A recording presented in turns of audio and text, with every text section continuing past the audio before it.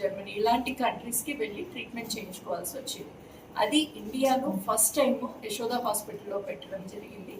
దాదాపుగా ఒక 2 years నుంచి మనకు తెలుగు రాష్ట్రాలే కాదు, ఆల్ ఓవర్ ఇండియా, ఇంకా అదర్ కంట్రీస్ నుంచి కూడాను పేషెంట్స్, ఎందుకంటే మిగతా కంట్రీస్లో కూడాను కంపేర్ చేసుకుంటే ఇక్కడ మనకు కొంచెం కేర్ అనేది చాలా బాగుంటుంది, పర్సనలైజ్డ్ ట్రీట్మెంట్ ఇవ్వగలుగుతున్నాము అనే ఉద్దేశంతో చాలామంది ఆస్ట్రేలియా నుంచి, ఆఫ్రికా నుంచి, సౌదీ కంట్రీస్ ఇట్లాంటి ప్లేసెస్ అన్నింటిలో నుంచి కూడా పేషెంట్స్ ఇక్కడ వరకు రావడం జరిగింది.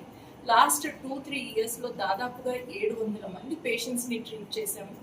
వీళ్ళందరికీ కూడాను చాలా చక్కటి రిజల్ట్స్ వచ్చాయి. ఇవన్నీ మన రిజల్ట్స్ అన్నీ కూడాను ఇంటర్నేషనల్ కాన్ఫరెన్సెస్లో రీసెంట్గా మనము యూకేలో జరిగిన కాన్ఫరెన్స్ MR-Linac కన్సోర్షియం అనేసి ఉంటుంది. All over India, all over the world cases, MRI adaptive థెరపీలో చేసిన కేసెస్ అన్నింటినీ కూడాను ఒక కాన్ఫరెన్స్లో ప్రజెంట్ చేసుకుంటాము. అలాంటి దానిలో మన కంట్రీ నుంచి మనం ఫస్ట్ టైం మన ఎక్స్పీరియన్సెస్ అన్నీ కూడాను వాళ్ళకి ప్రజెంట్ చేయడం, వాళ్ళందరూ చాలా హ్యాపీ అవ్వడం, ఇవన్నీ కూడాను రీసెంట్గా జరిగాయి.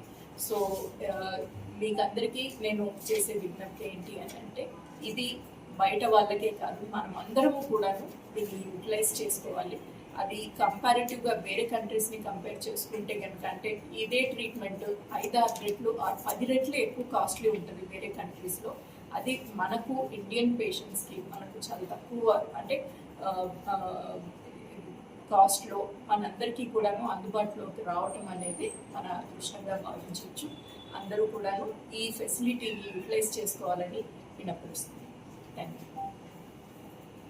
మన హ్యాండ్స్ కూడా, అంటే అబ్డామిన్ లోపల, అంటే పొట్టలో ఆపరేషన్ చేస్తున్నప్పుడు మనం కోసి కట్ చేసి మనం లోపల చేయబెట్టినట్టుగా ఆ రోబోటిక్ ఇన్స్ట్రుమెంట్స్ అలా ఉంటాయి అన్నమాట. సో మన యాజ్ ఇఫ్ హ్యాండ్స్ మన పొట్టలో పెట్టి చేస్తున్నట్టుగా, బట్ మన పైన కట్ పొట్ట పైన జస్ట్ 8 millimeters కట్ ఉంటుంది.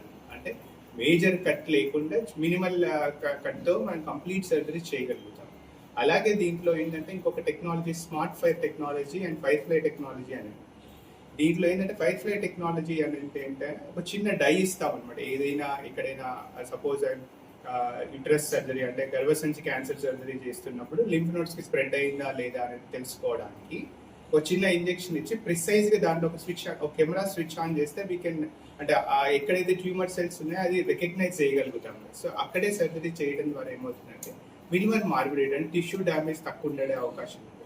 స్మార్ట్ ఫైర్ టెక్నాలజీ అనేది ఎలా అంటే, ముందుట్లో అంటే ఒక సపోజ్ ఒకరికి రెక్టల్ క్యాన్సర్స్ ఉన్నాయి. రెక్టల్ క్యాన్సర్ ఉన్నప్పుడు ఖచ్చితంగా పర్మనెంట్గా కొలాస్టమీ పెట్టాల్సిన అవసరం ఉండేది. ఎందుకు అంటే 2 పేగులను అతికించేటప్పుడు లీకేజ్ ఛాన్సెస్ ఎక్కువ ఉంటాయి కాబట్టి.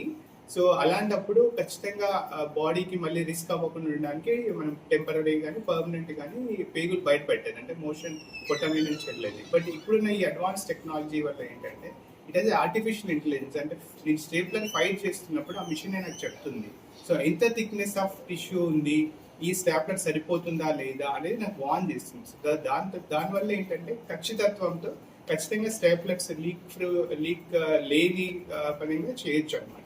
అలా చేయడం వల్ల ఏమవుతుందంటే తొందరగా పేషెంట్ కూడా తొందరగా రికవర్ అవ్వడము, మళ్ళీ ఇంకొక సర్జరీ అవసరం లేకుండా వీలయ్యే అవకాశం ఉంటుంది.